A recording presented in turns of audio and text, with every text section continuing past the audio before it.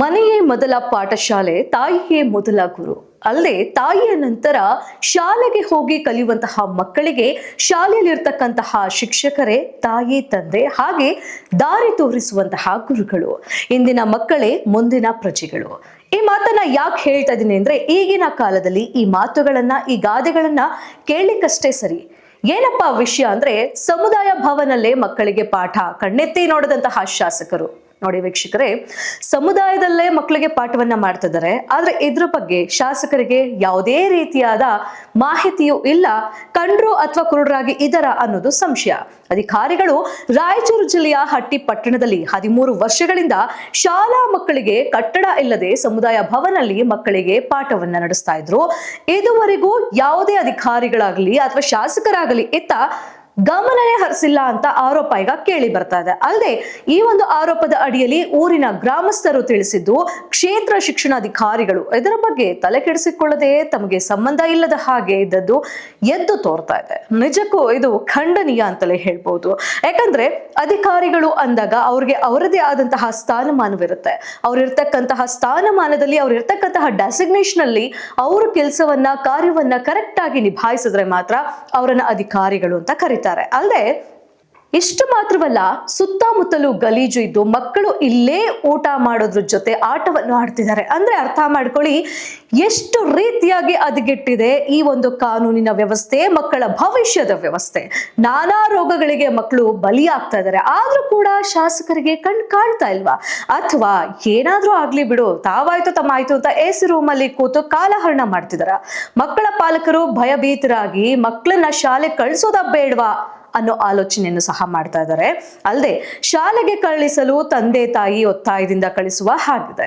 S, ಮಕ್ಕಳನ್ನ ಶಾಲೆಗೆ ಕಳಿಸ್ಬೇಕು ಅಂದ್ರೆ ಅಲ್ಲಿನ ಶಿಕ್ಷಕರು ಒತ್ತಾಯವನ್ನ ಮಾಡುವಂತಹ ಪರಿಸ್ಥಿತಿ ಬಂದಿದೆ. ಇದು ಯಾರಿಗೂ ಕೂಡ ಕಾಣ್ತಾ ಇಲ್ವಾ? ಜೊತೆಗೆ ಶೌಚಾಲಯ ನೋಡಿದ್ರೆ ಇರೋ ತರ ಸ್ವಚ್ಛತೆ ಅಂತೂ ಇಲ್ವೇ ಇಲ್ಲ, ಗಬ್ಬೆದ್ದು ನಾರ್ತಾ ಇದೆ. ಮಕ್ಕಳಿಗೆ ಶಾಲೆಯಲ್ಲಿ ಕುಡಿಯುವ ನೀರಿನ ವ್ಯವಸ್ಥೆ ಅಂತೂ ಇಲ್ವೇ ಇಲ್ಲ, ಬೋರ್ವೆಲ್ ನೀರನ್ನೇ ಕುಡಿತಾ ಇದ್ದಾರೆ. ಇದನ್ನೆಲ್ಲ ನೋಡ್ತಾ ಇದ್ರೆ ಮಕ್ಕಳನ್ನ ಯಾಕೆ ಶಾಲೆಗೆ ಕಳಿಸ್ಬೇಕು? ಮಕ್ಕಳಿಗೆ ಶಿಕ್ಷಣವನ್ನ ಕೊಡಿ ಅಂತ ಶಾಸಕರು, ಅಧಿಕಾರಿಗಳು, ಉನ್ನತ ಮಟ್ಟದಲ್ಲಿರ್ತಕ್ಕಂಥ ಗಣ್ಯಾತಿ ಗಣ್ಯರು ಹೇಳ್ತಾರೆ. ಈ ರೀತಿ ಅವ್ಯವಸ್ಥೆ ಇದ್ದಾಗ ಮಕ್ಕಳಿಗೆ ಹೇಗೆ ಶಿಕ್ಷಣವನ್ನ ಕೊಡ್ತಾರೆ? ಅವರ ಮುಂದಿನ ಭವಿಷ್ಯವೇನು? ಎಲ್ಲದಕ್ಕೂ ಬೋರ್ವೆಲ್ ನೀರನ್ನೇ ಬಳಸ್ತಿದ್ದು ಮಕ್ಕಳಿಗೆ ಆರೋಗ್ಯದ ಸಮಸ್ಯೆ ಎದುರಾಗಿದೆ. ಮಕ್ಕಳ ಗೋಳನ್ನ ಯಾರೋ ಕೇಳಿದಂತಹ ಪರಿಸ್ಥಿತಿ ಇಲ್ಲಿಗೆ ಬಂದ್ ನಿಂತಿದೆ ಅಂದ್ರೆ ಇದಕ್ಕೆ ಯಾರು ಹೊಣೆ? ಇದಕ್ಕೆ ಕೊನೆ ಯಾವಾಗ? ಇದರ ಸಮಸ್ಯೆ ಬಗ್ಗೆ ಮಾತನಾಡಿ ಅದನ್ನ ಬಗೆಹರಿಸುವವರು ಯಾರು? ಕ್ಷೇತ್ರ ಶಿಕ್ಷಣಾಧಿಕಾರಿಗಳೇ. ನಿಮ್ಮ ಮಕ್ಕಳಿಗೆ ಒಳ್ಳೆ ಸ್ಕೂಲ್ ಸೇರಿಸ್ತೀರಾ, ಬಡವರ ಮಕ್ಕಳಿಗೆ ಅಂತ ನಿಮ್ಮನ್ನ ನೇಮಕ ಮಾಡಿರ್ತಾರೆ. ಆದ್ರೆ ನೀವು ಮಾಡ್ತಾ ಇರೋಂಥ ಕೆಲಸ ಏನು?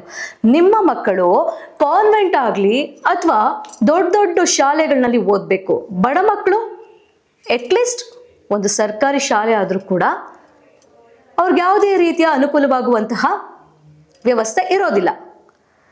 ಅನುಕೂಲವಾಗುವಂತ ವ್ಯವಸ್ಥೆ ಹಾಳಾಗೋಗ್ಲಿ, ಒಂದು ಶಾಲೆ ಅನ್ನೋದು ಕಟ್ಟಿಸ್ಕೊಟ್ಟಿದ್ದೀರಾ.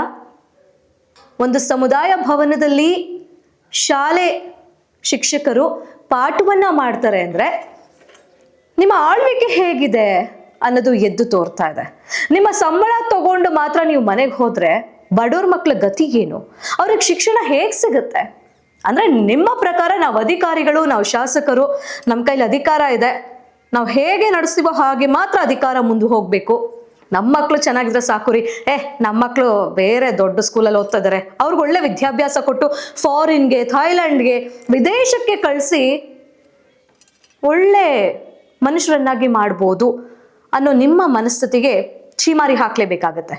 ಬಿಕಾಸ್ ಬಡವರ ಮಕ್ಕಳು ಆ ಗಬ್ಬೆದ್ದು ನಾರ್ತಾ ಇರೋಂಥ ಮೋರಿಗಳ ಪಕ್ಕ ಕೂತ್ಕೊಂಡು ಪಾಠ ಕಲಿಬೇಕು.